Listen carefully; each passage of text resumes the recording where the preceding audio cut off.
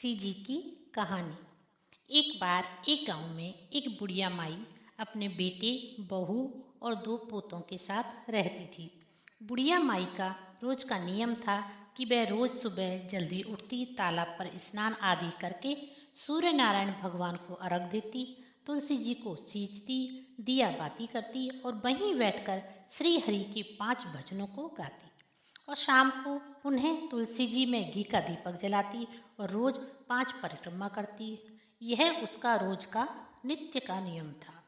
एक दिन जब वह गांव में अपनी उम्र की औरतों के साथ बैठी हुई थी तो वहां कुछ औरतों ने एक एकादशी के दिन द्वारकाधीश मंदिर दर्शन करने का कार्यक्रम बनाया। तब गांव की औरतों ने सुखिया बुढ़िया माई से पूछा कि अरे बहन, अगर तू भी चलना चाहती है तो अपने बेटे और बहू से पूछ लेना। बुढ़िया माई ने हामी भर दी। बुढ़िया माई का मन भी श्री हरि के दर्शनों को करने का हो रहा था, लेकिन वह मन ही मन सोचने लगी कि मेरे पीछे से तुलसी के पौधे की कौन देखभाल करेगा, कौन जल से सींचेगा, कौन दिया बाती करेगा, कौन सुबह शाम भोग लगाएगा। उसके बाद बुढ़िया माई घर आ गई। घर आकर खुद के कमरे में अनमनी होकर बैठ गई। शाम को बुढ़िया का बेटा उसके लिए भोजन की थाली लेकर आया। अपनी माँ को उदास देखा तो बेटे ने अपनी माँ से उदासी का कारण पूछा। माँ ने कहा, बेटा, गांव की औरतें द्वारकाधीश मंदिर दर्शन करने के लिए जा रही हैं। मेरा भी मन है, लेकिन कैसे जाऊं? पीछे से मेरी तुलसी जी की सेवा पूजा कौन करेगा? बेटे ने कहा, माँ, तुम चिंता मत करो। अगर तुम्हारा मन द्वारकाधीश मंदिर दर्शन करने जाने का हो रहा है तो तुम जरूर जाओ। तुम्हारी तुलसी जी की पूजा तुम्हारी बहू कर देगी। तब बुढ़िया ने अपने बेटे से कहा, बेटा, एक बार बहू से पूछ लेता। तो बेटे ने कहा, माँ, पूछना क्या है? मैंने कहा ना कि वह कर देगी।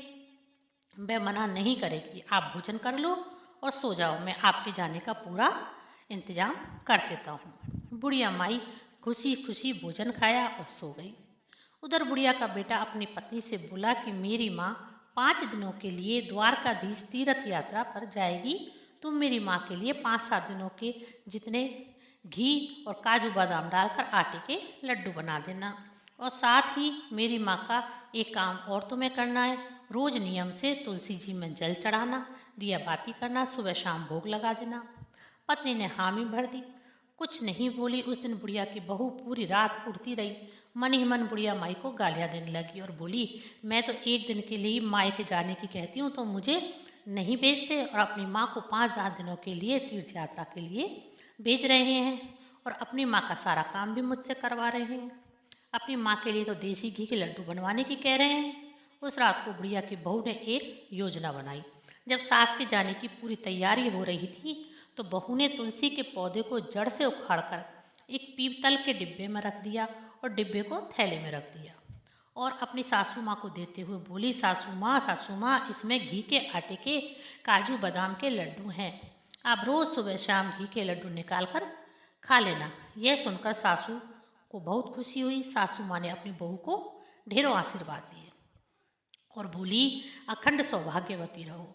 फिर बुढ़िया माई अपने पोते पोतियों को गले से लगाया और उन्हें भी ढेरों आशीर्वाद दिए। उसके बाद बुढ़िया माई अपनी सखी सहेलियों के साथ द्वारकाधीश मंदिर तीर्थ यात्रा के लिए पैदल पैदल ही चलते चलते शाम हो गई तो सभी ने एक जगह रात्रि में विश्राम करने का निश्चय किया।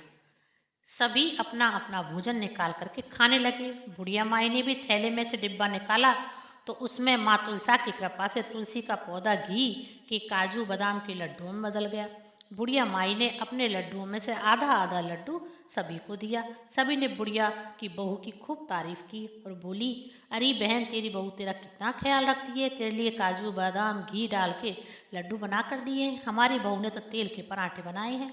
दूसरे ने कहा, हाँ बहन, तुम सही कह रही हो, मेरी बहू ने तो सूखी रोटी और मिर्च दी है। और एक दूसरी बोली, मेरी बहू ने तो बाटी और अचार दिया है। उस रात्रि को सुखिया माई अपने बेटे बहू को ढेरों आशीर्वाद देने लगी। इस तरह 2 दिन बाद वह द्वारकाधीश मंदिर में पहुंच गई। वहां पहुंचकर सबने सबसे पहले नदी में स्नान किया, फिर द्वारकाधीश मंदिर के दर्शन करने पहुंचे। उस दिन एकादशी का दिन था। बुढ़िया माई का उस दिन एकादशी का उपवास था। जब वे मंदिर में पहुंची तो वहां उन्होंने लंबी लंबी लाइनें देखी। बुढ़िया माई मन ही मन सोचने लगी कि इतनी लंबी लंबी लाइनें लगी हैं, पता नहीं मेरा नंबर आएगा भी नहीं या आएगा, नंबर आते आते पट बंद नहीं हो जाए। उसने आंखें बंद करके दोनों हाथ जोड़कर भगवान के दर्शनों की विनती करने लगी। थोड़ी देर में बुढ़िया माई ने आंखें खोली तो उसने अपने आप को लाइन में सबसे आगे पाया और सामने श्री हरि के दर्शन हो रहे थे। यह देखकर तो वह गदगद हो गई। वह समझ गई कि ये चमत्कार कैसे हुआ। तभी पुजारी जी ने आवाज दी तो उसकी ध्यान भंग हुआ। बुढ़िया माई भगवान के लड्डू चढ़ाना चाहती थी तो उसने थैले में से लड्डू का डिब्बा निकाला, उसमें एक लड्डू और 3 तुलसी की पत्ती निकाली। तब बुढ़िया माई ने एक कागज के एक टुकड़े पर तुलसी के पत्ती और लड्डू रखे और पैसे रखे और पुजारी को पकड़ाने लगी। फिर से बुढ़िया माई सोचने लगी, इतने सारे प्रसाद के बीच उसके लड्डू का प्रसाद भगवान के पास थोड़े ही पहुंच पाएगा।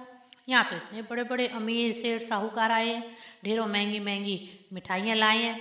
और उसने फिर से आंखें बंद करी और भगवान से विनती करने लगी कि हे ईश्वर, मेरे भोग को स्वीकार करें। अब उसने फिर से आंखें खोली तो उसने फिर से एक चमत्कार होता हुआ देखा कि भगवान श्री हरि के हाथ में उसी का लड्डू और तुलसी का पत्ता रखा हुआ है। वह तो जैसे पागल सी हो गई और खुशी के मारे वह जोर जोर से श्रीमन नारायण नारायण हरि हरि, जय जय नारायण नारायण हरि हरि करने लगी। और जब तक पट बंद नहीं हुए बुढ़िया माई एक टक ही हरि को निहारती रही। जब पट बंद हो गए तो वह सीढ़ियों पर आकर बैठ गई और अपने साथ की सहेलियों का इंतजार करने लगी। तब उसकी संग की सहेलियां आईं और वे सब कहने लगी कि उन्हें तो श्री हरि के अच्छे से दर्शन ही नहीं हो पाए। लेकिन बुढ़िया माई ने उनसे कहा कि मुझे तो श्री हरि के बहुत अच्छे से दर्शन हुए। तभी वहाँ एक पुजारी सबको प्रसाद बांट रहा था। तब सबने पुजारी जी से प्रसाद लिया, बुढ़िया माई ने पुजारी जी से प्रसाद लिया। उस प्रसाद के लड्डू को उसने खाली डिब्बे में रख लिया ताकि उसके बेटे बहू और पोते पोती भी प्रसाद पा सके। तभी गांव वापस की ओर चल दिए सब लोग। बुढ़िया माई घर पहुंची तो वहाँ उसकी बहू उसे कहीं दिखाई नहीं दी। आंगन में तुलसी का पौधा भी उसे नया नया दिखाई दे रहा था। बेटे ने अपनी माँ को अपनी पत्नी की पूरी करतूत बताई। उसने थैले में जो डिब्बा रखा था उसमें लड्डू नहीं रखे बल्कि तुलसी का पौधा उखाड़ कर डिब्बे में रखा था, इसलिए मैंने उसे घर से निकाल दिया। तब बुढ़िया माई को आश्चर्य हुआ।